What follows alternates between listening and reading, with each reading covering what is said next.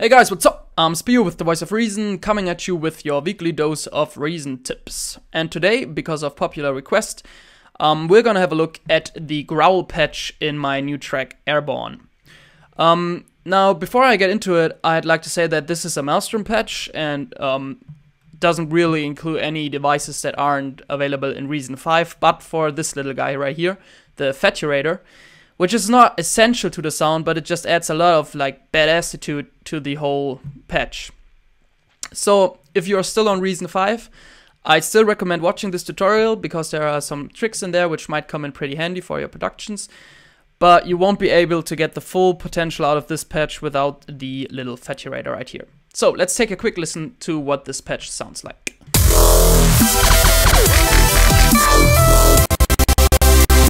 Well, sick effects, Reason. I apologize for this little inconvenience. My computer has had difficulties with coping with the recording program and the big project files, but that's not really a problem because now we're gonna go into the reconstruction of the patch anyway. So let's get to it. First up, we'll create a Maelstrom. On this Maelstrom, we'll choose the FM bass wavetable for the oscillator A, and we'll bring down the motion all the way to -64, and we'll bring up the index to about 30. Next up, we're gonna turn on the oscillator B, and we'll switch it to the FX Flies wavetable, which is extremely badass when it comes to dubstep basses. And we'll do pretty much the same, so we'll bring down the motion to -64, and we'll bring the index up to about 50. And then we can also bring the octave down to 2.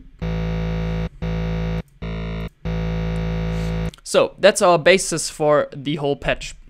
Next up, we're gonna route the oscillator A, so the FM bass, into the shaper, and we'll turn that little bastard on and switch it to clip mode, which just adds a little more of high frequencies to the sound.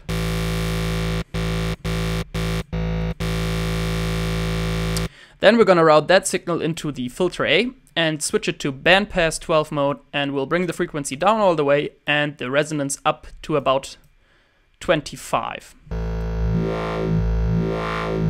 Now, as you can see, we can play with the frequency knob right here to get the classic kind of growly wobble. And of course, we're gonna automate that later. So next up is the Feturator. Like I said, it's not an essential part to the patch, but as you'll soon hear, it adds a lot of badassitude to the whole sound. So what we're gonna do is we're gonna bring the mix up to about 55% and the fuzz as well to about 50%.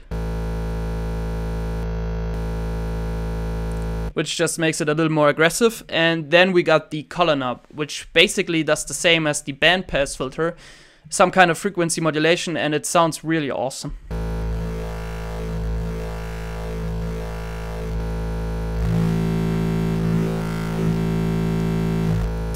So especially when you automate the two knobs, the color knob and the bandpass frequency, like against each other and in some crazy varieties, you can get some pretty awesome and aggressive bass patches out of this combination.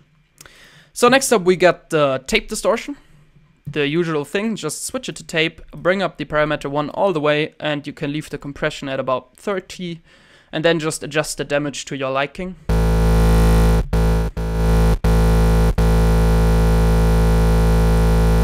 And then we have the infamous removal of ringers using the equalizer, the M-class equalizer.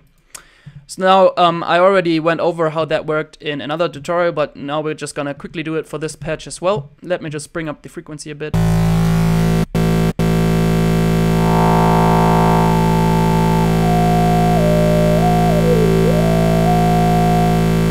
So we're gonna just look for the frequencies that we do not like by bringing up the gain all the way on a parameter on the equalizer and bringing up the Q all the way as well, and then just sweeping through the frequency spectrum.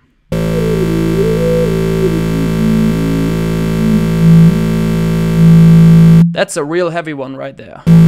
We'll just kill it. And it sounds a lot cleaner.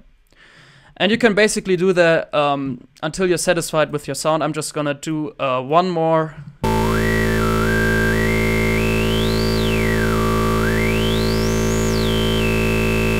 These frequencies up here usually all sound pretty bad, but they are necessary for the sound, as they shape it in a way that is very important to a good bass sound. So you should not remove those totally, but you can bring some down a bit if they're really annoying.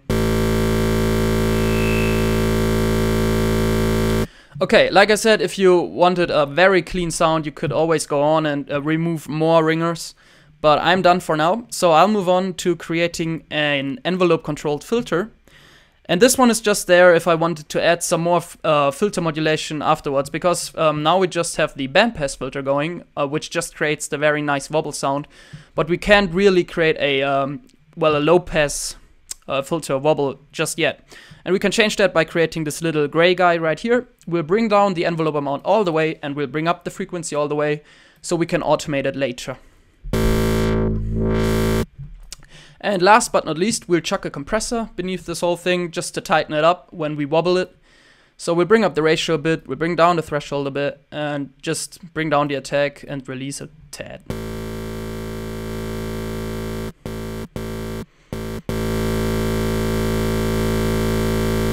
Okay. You can also turn on soft knee and adapt release if you think that enhances the sound in some way. I'm not really the big guy on compressors, so yeah, just go by ear. What pleases your ear is always right. So, and that's it for the patch in your rack. Now, I already did a tutorial on the parallel mixing of dubstep basses and how that really adds a lot to the sound. And I highly recommend you go watch that right now, because without these parallel mixing techniques, this bass sound will sound just not half as good as it does with the parallel stuff. I'm just gonna really quickly create a parallel channel here just to get some more highs in up this patch. So we'll just chuck in an Audiomatic retro transformer on bright and transform it, and just take some lows away and add some highs, and a other Audiomatic retro transformer with tape. Just so it sounds a little better. Brutal. Okay, now that this is done, and you could of course always create more parallel channels like I said, but this is really the subject of the tutorial I did last week. So again, check that out if you haven't already. But now that this is done, we can go into the sequencer and start automating things. Now, like I said, the most important thing to automate is the frequency on the bandpass filter on the mouse drum. So just alt-click that one.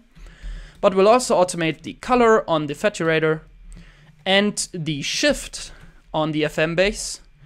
And if you're feeling very adventurous, you can also automate the index. The same goes for the flies oscillator right here.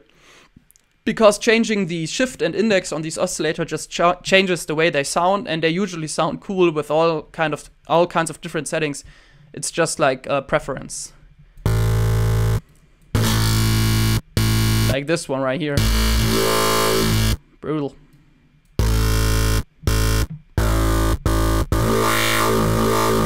So you can always automate this and the shift and the index, and just change them up until you have a sound that you like.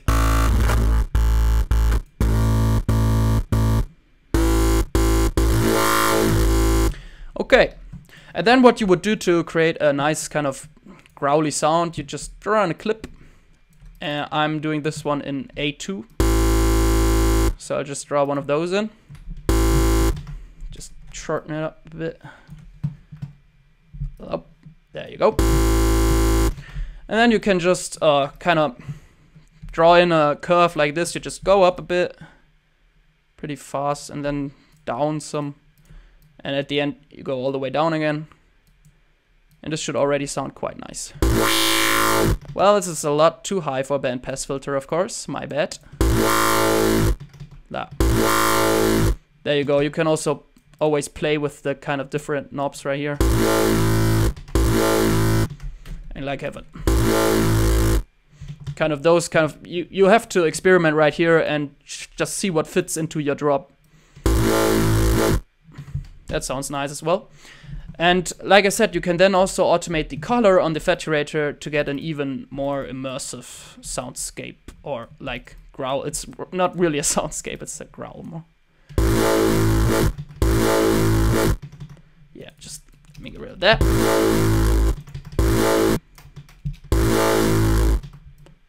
You can also bring this, you can bring the color on the saturator up more than the bandpass filter. If you bring the bandpass filter up too high, the resonance will just start hurting your ears. But on the color, that's not a problem. I love that sound. Yeah, and like I said, you can always just automate the shift, and especially on the FM bass wavetable, that creates a cool effect if you do it right. You can just change the sound up this way. Just kind of... Yeah, that sounds really weird. But yeah, just try it out and see for yourself what kind of growl or bass fits your style the best. Yeah, you basically just need this patch for a whole dubstep drop if you automate the right things and, you know, automate enough things. Yeah, but that's it, I guess. That's it for this patch. I hope this tutorial was useful. If it was, drop a like. That would be very much appreciated. There's another tutorial coming next week, of course. I'm sorry I can only give you tutorials all 7 days, but I'm pretty, well, busy with school and stuff on the other 6 days of the week. So yeah, have a good one, guys. I'll see you next time, and stay safe.